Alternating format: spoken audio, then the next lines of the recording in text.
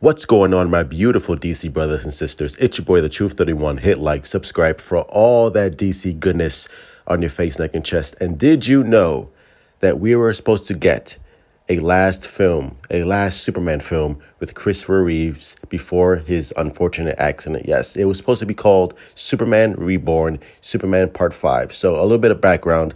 Before, the box office failure of Superman 4 Quest for Peace, it has its moments. Canon Films were considering producing a fifth Superman film with Albert Pyun directing. Cannon's bankruptcy resulted into the character's film rights returning to Ilya and Alexander Salkind. Now, those are the gentlemen who were a big part in purchasing the rights for Superman the movie and the original Superman 1 and 2 and 3 and 4, stuff like that. And they were also a producer in like many other films like Three Musketeers back in like 1970s. So they played a heavy part in Superman the movie. The studio selected Superman's death as the storyline for the film, and John Peters, that dude who should have no business in doing anything or related, he's terrible guy, terrible producer. John Peters came in as producer following the success of 1989's Batman, which I guarantee you, I can tell you right now, he had no part in the massive success that was Tim Burton's Batman. No part. The plot was a little weird, so Ilya Salkind wrote a story for Superman 5 with Superboy series writers Cary Bates and Mark Jones in the early 1990s. The story involved Superman dying and subsequently being resurrected in the shrunken, bottled Kryptonian city of Kandor. The premise of Superman's death and rebirth coincidentally predated the famous Death of Superman comic where Superman was killed by Doomsday. Salkind, Bates, and Jones developed two drafts of the script with the late Christopher Reeves set to reprise the title role. So this was supposed to be Christopher Reeves' like last swing, last home run as Superman.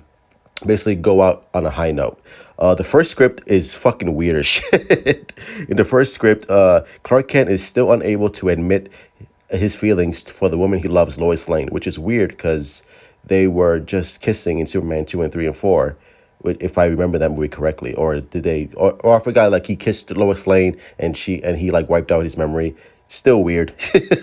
Before he was able to resolve those feelings with her, Brainiac appears. So Brainiac was going to appear in this film. The two fight to their respective deaths, which is crazy. As Superman dies in Lois's arms, he finally confesses his feelings for her. Unbeknownst to either of them, this final confession not only releases his soul from his body, but said soul enters the body of Lois Lane. What in the hell did I just read? She soon discovers that she is pregnant with Superman's child. Days later, the child is born, and within a span of 3 weeks, he grows into the body of a 21-year-old man. Yes, you're hearing this correctly. As Lois is killed in the middle of the film, the newborn assumes his birthright as the new Superman and defeats Brainiac, saving the world. Oh my God. Oh my God. So this is crazy. This is crazy. And I think they had Richard Donner in mind to come back and helm the sequel because they wanted the Salkinds, the producers, they wanted that old feeling, of Superman 1 and 2, which Richard Donner played a big part in the success of those movies. So they wanted him, to come back and sort of rejuvenate the franchise with Christopher Reeves. But obviously, the script, that's the first script I just read, is so fucking weird. It's so fucking horrendous. I don't know. This would have just put the final death nail in the coffin of that franchise. So it would have been weird. The rewrite still used the death of Superman story as its basis. In the script, Brainiac was responsible for the destruction of Krypton. He is now on his way to Earth to destroy the last Kryptonian once and for all. On Earth, Clark Kent is the verge of a nervous breakdown, and he is unable to cope with his dual identity as reporter and superhero. He visits a psychoanalyst to discuss these feelings, as well as those he has for Lois Lane. Brainiac makes his way to Metropolis and unleashes his genetic creation Doomsday, who in the draft has kryptonite laced blood. Upon the public This naturally draws out Superman, and the two battle to the death. What is this obsession with killing Superman twice?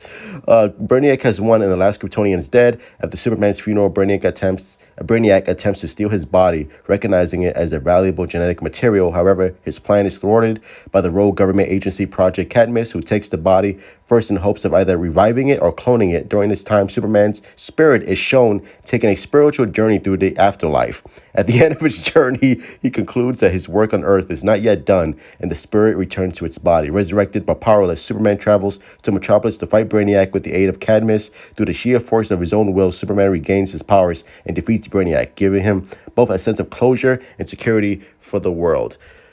Now, this sounds like a horrific script that would have just, it would have just, it just would have blemished the career of Christopher Reeves and his legacy of Superman. Thank God the script didn't happen, because this is the worst script I've ever seen. And now some of this script actually turned into, they used some of this, I think like the basis, the plot structure for Tim Burton's Superman with Nicolas Cage. So they were going to take this storyline and implement it into the Tim Burton, not Christopher Reeve, God forbid, they were going to implement this script into the Tim Burton, Nick Cage Superman film, which again would have been another disaster in the making. So it's a shame that we never got to see, one great film with Richard Donner and Christopher Reeve, just to end the series on a high note, end the franchise just on a goodwill, and just say, goodbye to Christopher Reeve. But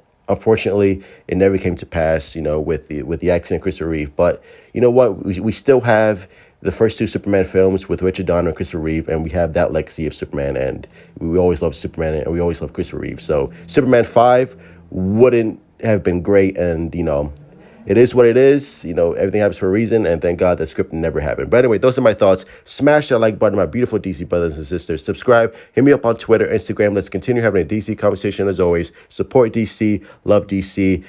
Superman 5 would have been an utter disaster. Truth out.